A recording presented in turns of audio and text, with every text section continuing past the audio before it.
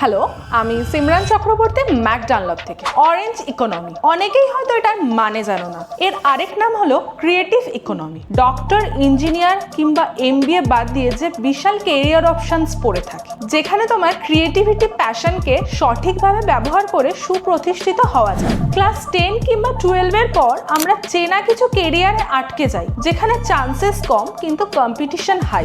Multimedia industry কিংবা AVGC industry, animation, VFX, gaming, comics, এই জায়গাটাই ব্যতিক্রম। ডিজিটাল যুগে যার ডিমান্ড আকাশ ছোঁয়া সারা বিশ্বে, এমনকি আমাদের সেন্ট্রাল গভর্নমেন্টও 250 কোটি টাকা বিনিয়োগ করছে এই ইন্ডাস্ট্রিতে 2030-এর মধ্যে 2 মিলিয়ন প্রফেশনালস তৈরি করার উদ্দেশ্যে। তাই কেরিয়ার সিলেকশনে এখন তোমাদের জন্য নতুন অপশনস খোলা। কিভাবে এই ইন্ডাস্ট্রিতে আসবে, স্যালারি কিরকম হয়, আর কি কি কোর্স হয়, এগুলো জানতে আরো কিছু প্রশ্ন থাকলে অবশ্যই আমাদের সাথে যোগাযোগ করো। MAAC Dunlop, MAAC Barrackpore, MAAC Garia, MAAC Barasat, MAAC Behala. নতুন যুগের নতুন সুযোগ, আমরা আছি তোমাদের সাথে।